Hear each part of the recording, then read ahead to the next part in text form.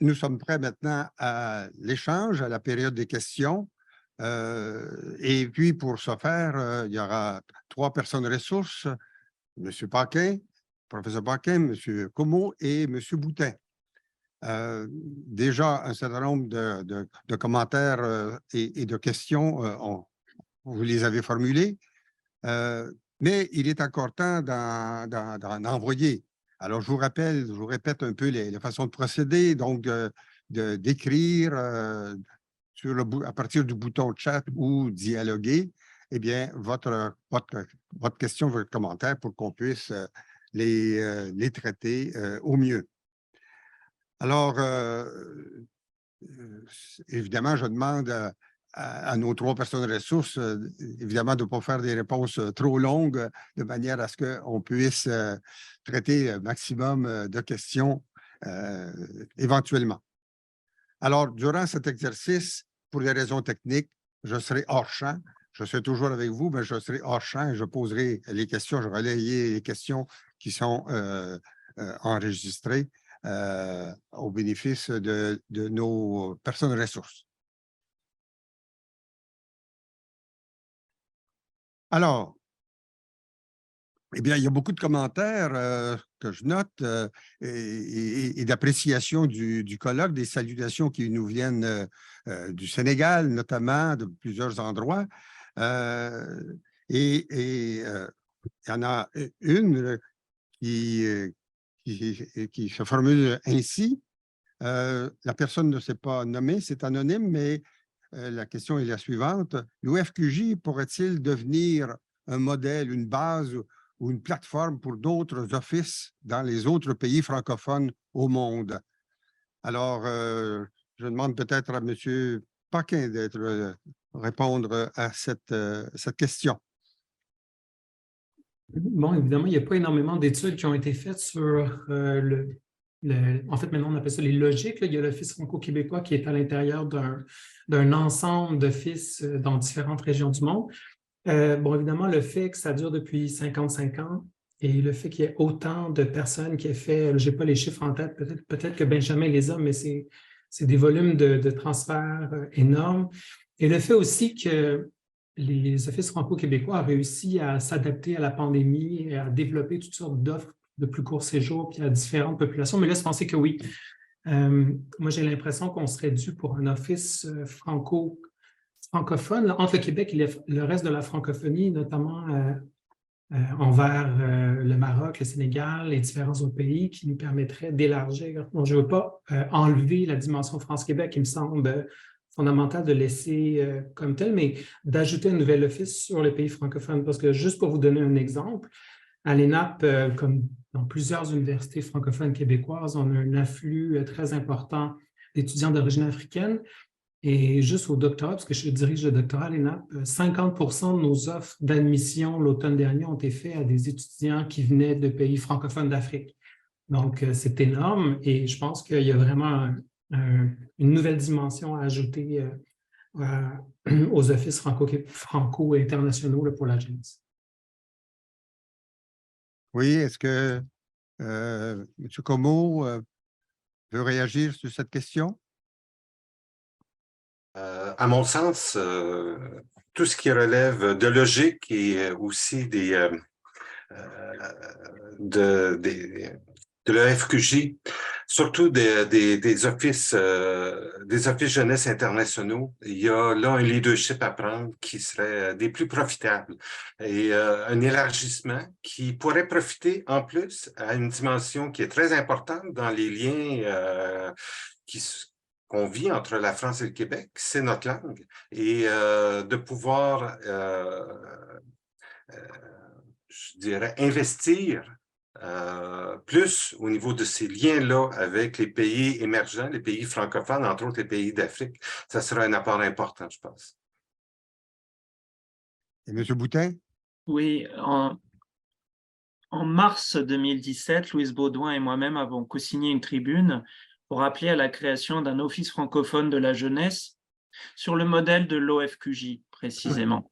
Parce que beaucoup de jeunes francophones font la demande de cette mobilité Et la francophonie ne peut avoir de cohésion à l'avenir s'il n'y a pas un certain nombre de mécanismes de mobilité, parce qu'autrement, ça reste entièrement virtuel. Et pour que les échanges se fassent, il faut des rencontres physiques. Donc, cet office multilatéral pourrait voir le jour s'il y avait une volonté politique forte de la part de certains États et gouvernements. Nous avons donc déjà l'expertise de l'OFQJ, mais il y a également un office du côté de la Wallonie-Bruxelles dont on peut s'inspirer. Et ça demanderait un groupe d'États et de gouvernements qui déciderait de mettre en commun des ressources, parce que ça passe aussi par ça, et qui déciderait de faire des accords multilatéraux pour faciliter cette mobilité des jeunes. Je crois que la mobilité donc, est un facteur clé de cohésion de la francophonie et le couple franco-québécois est l'un des moteurs de cette francophonie. Donc, ce couple devrait promouvoir cette idée au prochain sommet de la francophonie. Merci beaucoup. Une question de M. Yves Grondin. La pandémie a ralenti les échanges de municipalité à municipalité entre le Québec et la France. Ma question est pour M. Paquin. Y a-t-il une étude sur la dynamique de ces échanges?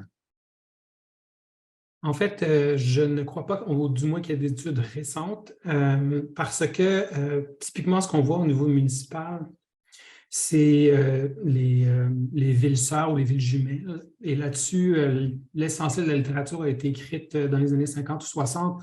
Donc, aujourd'hui, on en parle peu.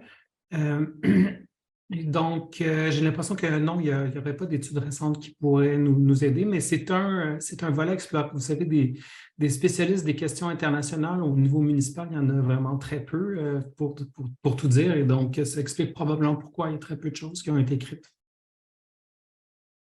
D'accord. Alors, est-ce que les autres collègues, M. Comeau, par exemple, sur les échanges de municipalité à municipalité, vous avez des éléments? Je regarde chez nous, toute la question des jumelages entre les communes et les municipalités québécoises est un élément qui est présent, parallèle un peu au réseau Québec-France, mais présent et qui est en augmentation. Donc, actuellement, il y a un appétit qui est présent, qui est là, tant du côté d'un certain nombre de villes françaises que de villes québécoises. Et je regarde, il y a des thématiques qu'on a tendance actuellement à pas renvoyer, mais par rapport auquel on va demander aux villes ici au Québec d'être proactives, tout le domaine environnemental, qui est un domaine où on va asseoir des actions concrètes pour réagir aux défis climatiques et aux défis environnementaux. Et il y a des préoccupations tant du côté de la France que du côté du Québec qui sont là et qui peuvent être des moteurs de rapprochement aussi de ces villes-là. Au-delà des jumelages, il y a des intérêts communs, je pense, qu'on peut arriver à développer assez facilement et assez rapidement. Mais comme le dirait M. Boutin, ça prend aussi la possibilité de pouvoir le faire, des sommes qui seraient attribuées à ce genre de mission-là et qui permettraient une meilleure réalisation de ces jumelages et de ces liens-là entre municipalités. Merci. Monsieur Jacques Landry fait le commentaire suivant. Quelle bonne idée que cette proposition de centre culturel québécois à Paris formulée par M. Boutin. Monsieur Paquin, Monsieur Comeau, quelles sont vos réactions? Oui, bien, écoutez, moi, je suis tout à fait favorable à ça. Je pense qu'il y a déjà eu des propositions comme ça dans le passé. Même au tournant des années 2000, c'était sur le point de se concrétiser. Si on regarde les pratiques d'autres États fédérés, comme la Wallonie, comme la Catalogne, comme la Flandre, même comme des États américains, ils ont souvent des centres à l'étranger pour faire la vitrine culturelle d'une région, une vitrine aussi qui inclut souvent la dimension touristique. Et ça me paraît essentiel. À Paris, on a déjà une librairie québécoise. On pourrait créer un centre un peu plus vaste qui permettrait de multiplier les points de service. La culture, la littérature, le cinéma, les arts, une sorte d'alliance française en territoire parisien me semble une excellente idée, ne serait-ce que parce que le nombre de Français qui viennent vers le Québec à chaque année est tout à fait élevé et justifie complètement la mesure, non seulement du point de vue de la demande culturelle, mais aussi du point de vue de la rationalité économique. Ce qui fait que c'est un projet, moi, que j'étudierais, puis honnêtement, je ferai un peu comme la Suède il y a quelques années, je me mettrais dans un lieu stratégique. La Suède s'était placée sur les Champs-Élysées, la Catalogne est dans le 7e arrondissement. Tu sais, il faut prendre un lieu, justement, où il y a beaucoup de passages pour qu'on puisse maximiser sur l'impact que ça peut avoir sur la population française. D'accord. Et M. Comeau? J'aurais peu de choses à ajouter à ce qui vient d'être dit. Simplement, peut-être mentionner le fait que dans les liens, quand on a beaucoup parlé depuis le début du colloque, des liens qui sont uniques, qui sont importants, qui restent toujours à actualiser et à développer entre nos deux nations. Ce genre de centre-là serait des lieux adéquats, des lieux fort intéressants où pourraient se déployer toutes sortes de projets, de liens, tant au niveau social, économique et autres, de façon concrète là, dans les deux pays, surtout s'il y a vraiment tant ici au Québec qu'en France, ce type de lieu-là. Alors, je dirais 100% d'accord avec donc, M. Paquin. Et moi, j'ajouterais que je suis d'accord avec la proposition de Benjamin Boutin d'ouvrir une alliance française au Québec. C'est un peu gênant qu'il n'y en ait pas, pour être honnête. Oui. D'autant que j'ai rencontré la semaine dernière le nouveau commissaire à la langue française désigné par l'Assemblée nationale du Québec. Et lui aussi est ouvert à cette idée-là. Il est clair que la francisation est l'un des dossiers majeurs pour l'accueil des néo-québécois, comme on dit. Et je pense que l'Alliance française a cette expertise. Donc, pourquoi ne pas en profiter? Et pourquoi ne pas mettre le Québec sur la carte mondiale des alliances françaises? Ce serait un beau projet. D'accord. Merci beaucoup. Donc, faudra après le colloque acheminer ces bonnes idées-là à nos deux gouvernements. D'où l'intérêt de dialoguer et de pouvoir faire émerger comme ça et avec un public élargi là, des idées fortes et porteuses comme celle-là. Maintenant, il y a beaucoup de commentaires, mais les questions se font un peu plus rares. Il y en a une que je vais de Mme Madeleine Cosson-Flanagan, si je respecte bien son nom, qui nous écrit de Floride. Et elle demande, sera-t-il possible de revoir ces deux webinaires si riches en informations qu'on a eu hier et qu'on a aujourd'hui?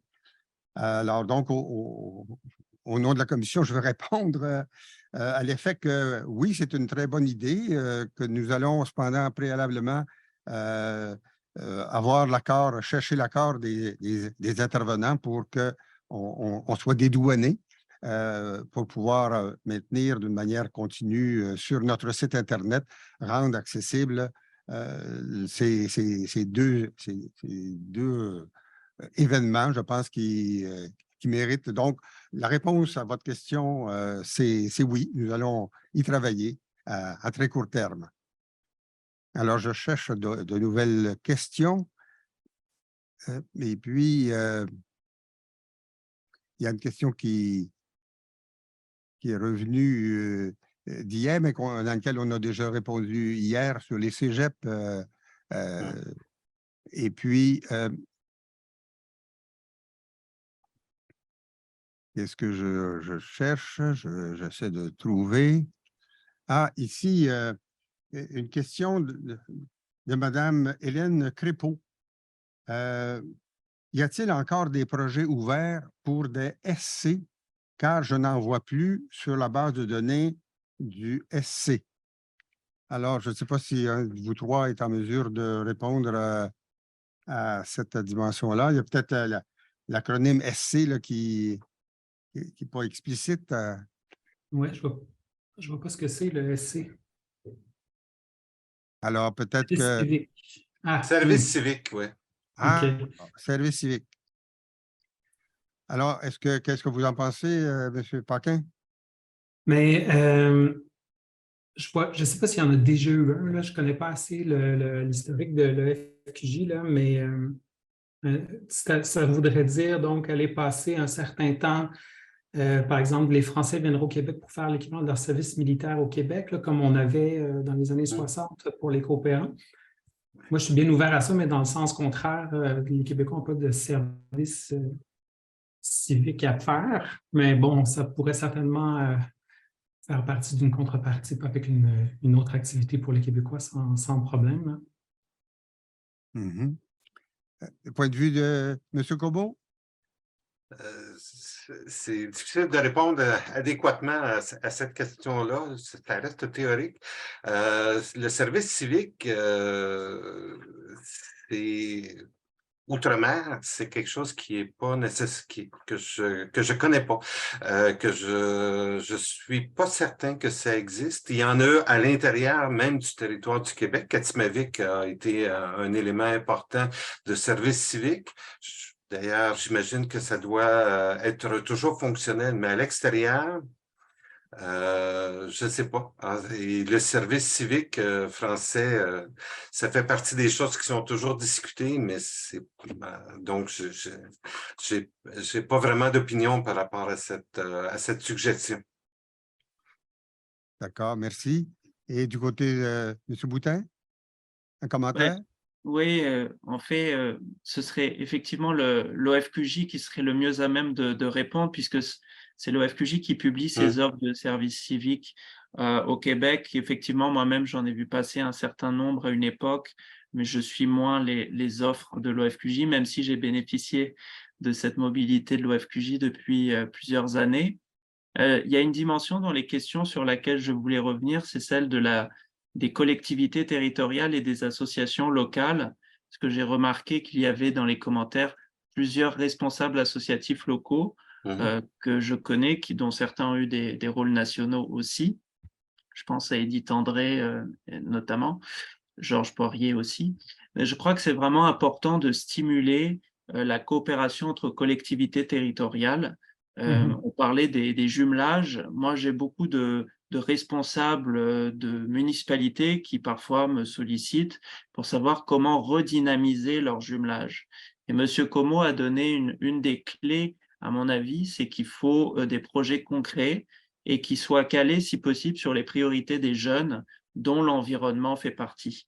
Alors, je connais aussi d'autres porteurs de projets qui travaillent sur le patrimoine, par exemple, à Saint-Pierre-et-Miquelon, en lien avec le Québec. La Fédération France-Québec a ce programme de vendange, de intermunicipalité, etc. Donc, il y a des choses, mais il faut les mettre au goût du jour. Et les élus locaux doivent s'emparer de cette priorité qu'est la relation France-Québec pour embarquer leur population et leur donner des opportunités, y compris aux jeunes peut-être qui ont moins d'opportunités, pour faire de ces jumelages des accords utiles et porteurs d'avenir.